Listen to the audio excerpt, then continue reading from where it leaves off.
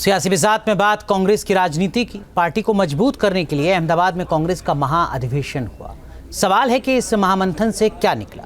क्या इस बैठक के जरिए बुरे दौर से गुजर रही कांग्रेस को नई दिशा मिलेगी?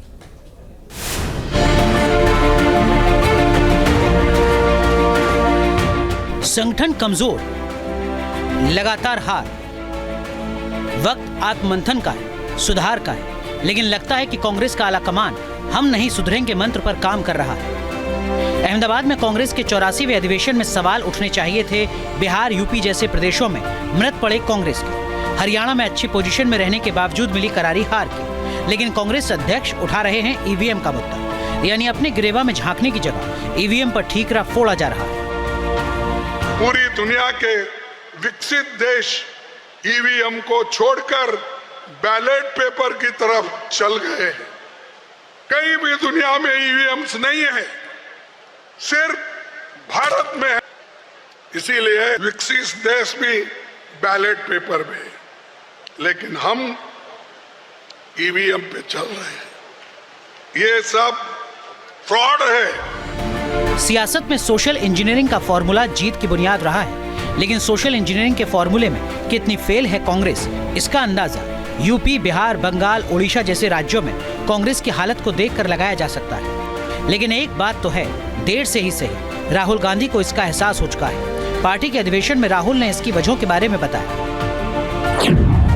सूत्रों के मुताबिक राहुल गांधी ने कहा कि हम दलित, मुस्लिम और ब्राह्मण में उलझ रहे हैं और इस बीच ओबीसी हमसे दूर हो गया। जब अल्पसंख्यकों, खासकर मुस्लिम समुदाय की बात करते हैं तो उसकी आलोचना होती है, लेकिन इससे डरने की जरूरत नहीं है। पार्टी को ऐसे मुद्दे उठाने चाहिए और बिना झिझक अपनी बात रखनी चाहिए। सोशल इंजीनियरिंग में फेल रही कांग्रेस, ये बात राहुल गांधी ने मानी, लेकिन कांग्रेस से छिटके ओबीसी को वापस कैसे लाना है, इस सवाल का जवाब कांग्रेस के किसी भी नेता के पास नहीं है। वैसे अल्पसंख्यक अभी भी कांग्रेस के एजेंडे में है। वक्फ कानून के मुद्दे पर कांग्रेस का रुख एकदम साफ है। सीडब्ल्यूसी की बैठक में भी कांग्रेस नेता वक्फ कानून के खिलाफ आवाज उठा रहे हैं।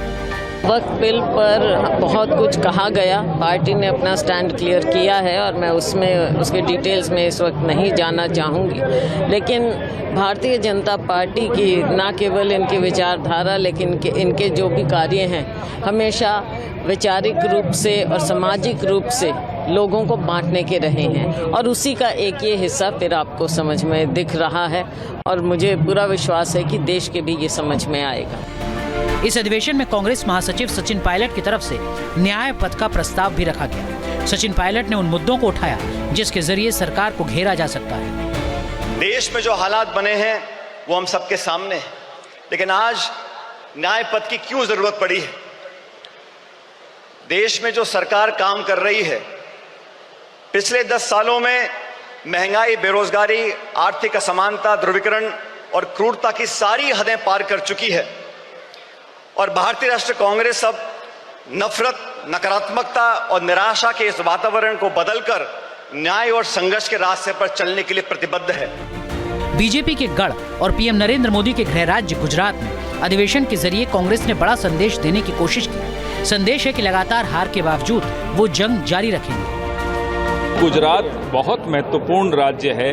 गुजरात पिछले 30 साल से कांग्रेस को सत्ता नहीं दिला पाए हम लोग। अब लगता है कि मुहिम यहीं से शुरू होनी है। 29 की लड़ाई 27 के मार्फत ही होगी। लेकिन कांग्रेस के सामने चुनौतियां समंदर से भी ज्यादा गहरी नजर आती हैं। गुजरात की बात की जाए तो लगभग 30 साल से कांग्रेस गुजरात की सत्ता में नहीं है। 2022 के चुनाव में तो कांग्रेस यहां सिर्फ 17 सीटों पर जीत हासिल कर पाई। 39 सीटों पर कांग्रेस के उम्मीदवारों की जमानत जब्त हो गई। पार्टी को सिर्फ 27.28% वोट मिले थे। गुजरात की तरह ही पूरे देश में कांग्रेस की चुनौती बहुत बड़ी है। सवाल है कि क्या मौजूदा नेतृत्व चुनौतियों के बीच सफलता की राह निकाल पाएगा या फिर देश की राजनीति यूं ही चलती रहेगी। Team news nation. सियासी बिजात में बात कांग्रेस की राजनीति की। पार्टी को मजबूत करने के लिए अहमदाबाद में कांग्रेस का महाअधिवेशन हुआ। सवाल है कि इस महामंथन से क्या निकला? क्या इस बैठक के जरिए बुरे दौर से गुजर रही कांग्रेस को नई दिशा मिलेगी?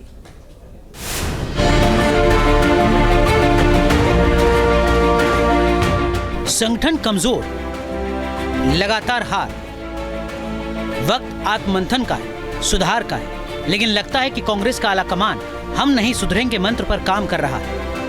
अहमदाबाद में कांग्रेस के 84वें अधिवेशन में सवाल उठने चाहिए थे बिहार, यूपी जैसे प्रदेशों में मृत पड़े कांग्रेस के, हरियाणा में अच्छी पोजीशन में रहने के बावजूद मिली करारी हार की। लेकिन कांग्रेस अध्यक्ष उठा रहे हैं ईवीएम का मुद्दा, यानी अपने गिरेवा में झांकने की जगह ईवीएम पर ठीकरा फोड़ा जा रहा है। पूरी दुनिया के विकसित देश ईवीएम को छोड़कर बैलेट पेपर की तरफ चल गए हैं। कहीं भी दुनिया में ईवीएम्स नहीं है, सिर्फ भारत में है। इसीलिए विकसित देश भी बैलेट पेपर में है, लेकिन हम ईवीएम पे चल रहे हैं। ये सब फ्रॉड है। सियासत में सोशल इंजीनियरिंग का फॉर्मूला जीत की बुनियाद रहा है, लेकिन सोशल इंजीनियरिंग के फॉर्मूले में कितनी फेल है कांग्रेस, इसका अंदाजा यूपी, बिहार, बंगाल, ओडिशा जैसे राज्यों में कांग्रेस की हालत को देखकर लगाया जा सकता है। लेकिन एक बात तो है, देर से ही सही, राहुल गांधी को इसका एहसास हो चुका है। पार्टी के अधिवेशन में राहुल ने इसकी वजहों के बारे में बताया। सूत्रों के मुताबिक राहुल गांधी ने कहा कि हम दलित, मुस्लिम और ब्राह्मण में उलझ रहे हैं और इस बीच ओबीसी हमसे दूर हो गया। जब अल्पसंख्यकों, खासकर मुस्लिम समुदाय की बात करते हैं तो उसकी आलोचना होती है, लेकिन इससे डरने की जरूरत नहीं है। पार्टी को ऐसे मुद्दे उठाने चाहिए और बिना झिझक अपनी बात रखनी चाहिए। सोशल इंजीनियरिंग में फेल रही कांग्रेस, ये बात राहुल गांधी ने मानी, लेकिन कांग्रेस से छिटके ओबीसी को वापस कैसे लाना है, इस सवाल का जवाब कांग्रेस के किसी भी नेता के पास नहीं है। वैसे अल्पसंख्यक अभी भी कांग्रेस के एजेंडे में है। वक्फ कानून के मुद्दे पर कांग्रेस का रुख एकदम साफ है। सीडब्ल्यूसी की बैठक में भी कांग्रेस नेता वक्फ कानून के खिलाफ आवाज उठा रहे हैं। वक्फ बिल पर बहुत कुछ कहा गया, पार्टी ने अपना स्टैंड क्लियर किया है और मैं उसके डिटेल्स में इस वक्त नहीं जाना चाहूँगी। लेकिन भारतीय जनता पार्टी की न केवल इनकी विचारधारा, लेकिन इनके जो भी कार्य हैं, हमेशा वैचारिक रूप से और सामाजिक रूप से लोगों को बांटने के रहे हैं और उसी का एक ये हिस्सा फिर आपको समझ में दिख रहा है और मुझे पूरा विश्वास है कि देश के भी ये समझ में आएगा।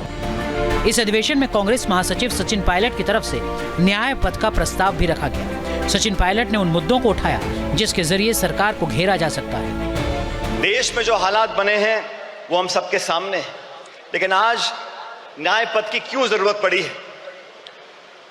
देश में जो सरकार काम कर रही है, पिछले 10 सालों में महंगाई, बेरोजगारी, आर्थिक असमानता, ध्रुवीकरण और क्रूरता की सारी हदें पार कर चुकी है और भारतीय राष्ट्रीय कांग्रेस अब नफरत, नकारात्मकता और निराशा के इस वातावरण को बदलकर न्याय और संघर्ष के रास्ते पर चलने के लिए प्रतिबद्ध है।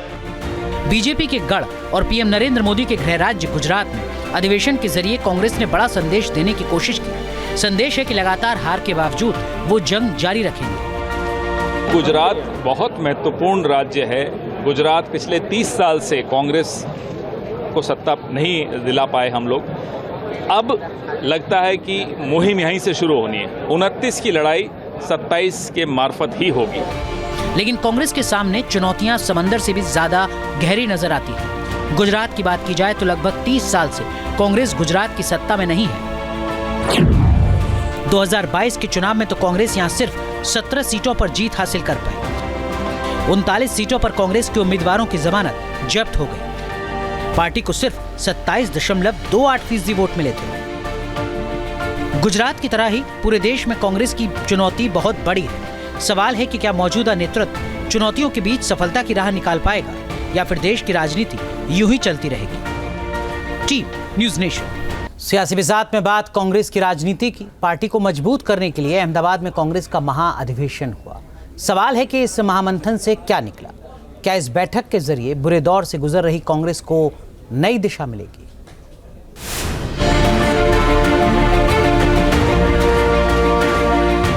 संगठन कमजोर, लगातार हार, वक्त आत्ममंथन का है, सुधार का है, लेकिन लगता है कि कांग्रेस का आला कमान हम नहीं सुधरेंगे मंत्र पर काम कर रहा है। अहमदाबाद में कांग्रेस के 84वें अधिवेशन में सवाल उठने चाहिए थे बिहार, यूपी जैसे प्रदेशों में मृत पड़े कांग्रेस के, हरियाणा में अच्छी पोजीशन में रहने के बावजूद मिली करारी हार की। लेकिन कांग्रेस अध्यक्ष उठा रहे हैं ईवीएम का मुद्दा, यानी अपने गिरेवा में झांकने की जगह ईवीएम पर ठीकरा फोड़ा जा रहा है। पूरी दुनिया के विकसित देश ईवीएम को छोड़कर बैलेट पेपर की तरफ चल गए हैं। कहीं भी दुनिया में ईवीएम्स नहीं है, सिर्फ भारत में है। इसीलिए विकसित देश भी बैलेट पेपर में है, लेकिन हम ईवीएम पे चल रहे हैं। ये सब फ्रॉड है। सियासत में सोशल इंजीनियरिंग का फॉर्मूला जीत की बुनियाद रहा है, लेकिन सोशल इंजीनियरिंग के फॉर्मूले में कितनी फेल है कांग्रेस, इसका अंदाजा यूपी, बिहार, बंगाल, ओडिशा जैसे राज्यों में कांग्रेस की हालत को देखकर लगाया जा सकता है। लेकिन एक बात तो है, देर से ही सही, राहुल गांधी को इसका एहसास हो चुका है। पार्टी के अधिवेशन में राहुल ने इसकी वजहों के बारे में बताया। सूत्रों के मुताबिक राहुल गांधी ने कहा कि हम दलित, मुस्लिम और ब्राह्मण में उलझ रहे हैं और इस बीच ओबीसी हमसे दूर हो गया। जब अल्पसंख्यकों, खासकर मुस्लिम समुदाय की बात करते हैं तो उसकी आलोचना होती है, लेकिन इससे डरने की जरूरत नहीं है। पार्टी को ऐसे मुद्दे उठाने चाहिए और बिना झिझक अपनी बात रखनी चाहिए। सोशल इंजीनियरिंग में फेल रही कांग्रेस, ये बात राहुल गांधी ने मानी, लेकिन कांग्रेस से छिटके ओबीसी को वापस कैसे लाना है, इस सवाल का जवाब कांग्रेस के किसी भी नेता के पास नहीं है। वैसे अल्पसंख्यक अभी भी कांग्रेस के एजेंडे में है। वक्फ कानून के मुद्दे पर कांग्रेस का रुख एकदम साफ है। सीडब्ल्यूसी की बैठक में भी कांग्रेस नेता वक्फ कानून के खिलाफ आवाज उठा रहे हैं। वक्फ बिल पर बहुत कुछ कहा गया, पार्टी ने अपना स्टैंड क्लियर किया है और मैं उसके डिटेल्स में इस वक्त नहीं जाना चाहूँगी। लेकिन भारतीय जनता पार्टी की न केवल इनकी विचारधारा, लेकिन इनके जो भी कार्य हैं, हमेशा वैचारिक रूप से और सामाजिक रूप से लोगों को बांटने के रहे हैं और उसी का एक ये हिस्सा फिर आपको समझ में दिख रहा है और मुझे पूरा विश्वास है कि देश के भी ये समझ में आएगा। इस अधिवेशन में कांग्रेस महासचिव सचिन पायलट की तरफ से न्याय पथ का प्रस्ताव भी रखा गया। सचिन पायलट ने उन मुद्दों को उठाया जिसके जरिए सरकार को घेरा जा सकता है। देश में जो हालात बने हैं वो हम सबके सामने हैं, लेकिन आज न्याय पथ की क्यों जरूरत पड़ी है? देश में जो सरकार काम कर रही है, पिछले 10 सालों में महंगाई, बेरोजगारी, आर्थिक असमानता, ध्रुवीकरण और क्रूरता की सारी हदें पार कर चुकी है और भारतीय राष्ट्रीय कांग्रेस अब नफरत, नकारात्मकता और निराशा के इस वातावरण को बदलकर न्याय और संघर्ष के रास्ते पर चलने के लिए प्रतिबद्ध है। बीजेपी के गढ़ और पीएम नरेंद्र मोदी के गृह राज्य गुजरात में अधिवेशन के जरिए कांग्रेस ने बड़ा संदेश देने की कोशिश की। संदेश है कि लगातार हार के बावजूद वो जंग जारी रखेंगे। गुजरात बहुत महत्वपूर्ण राज्य है। गुजरात पिछले 30 साल से कांग्रेस को सत्ता नहीं दिला पाए हम लोग। अब लगता है कि मुहिम यहीं से शुरू होनी है। 29 की लड़ाई 27 के मार्फत ही होगी।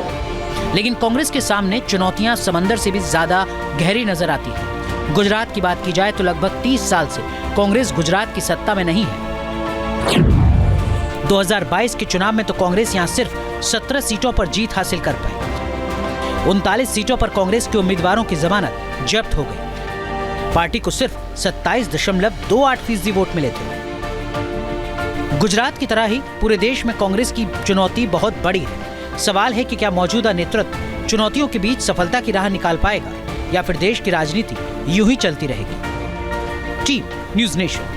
न्यूज नेशन अब व्हाट्सएप पर खबरों के ताजा अपडेट के लिए न्यूज नेशन के इस QR कोड को स्कैन करें।